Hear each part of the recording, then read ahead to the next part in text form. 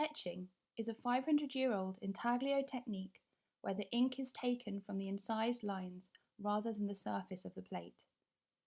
The process of etching is incredibly hands-on, but the practitioner must be aware of when touch is to be avoided. When you first handle a plate, you feel the cool touch of the metal. The edges are rough, often sharp, and so need to be filed smooth. Only then can a finger be safely run down the length of the plate to check it has been successfully filed. When degreased, touch must be avoided at all costs. Touch carries risk here that the ground you apply may not adhere.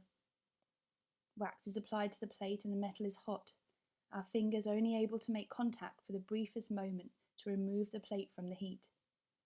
The etcher's needle glides over the wax now. The artist's touch is fulfilled indirectly. The tool touches where we cannot. As with the submersion into the mordant, the metal being trusted to a corrosive our skin cannot withstand.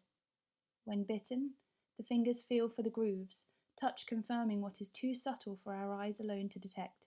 The deeper the bite, the broader the lines, the more ink the plate will hold. An intaglio print can be easily recognized by the plate mark emboss and by the fact that the ink stands up from the paper in a very slight relief, which can be detected by touch. But as the works are on paper, opportunities to be able to touch an etching in a museum or gallery are usually impossible, as grease on one's fingers could damage the paper, and prints are almost always displayed behind glass.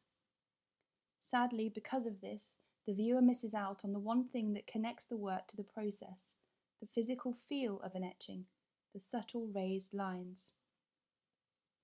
In 2011, I was invited to visit the Royal Archives at Windsor, and it was here I was able to actually touch and examine the prints I was studying, just as I do with my own prints in the studio.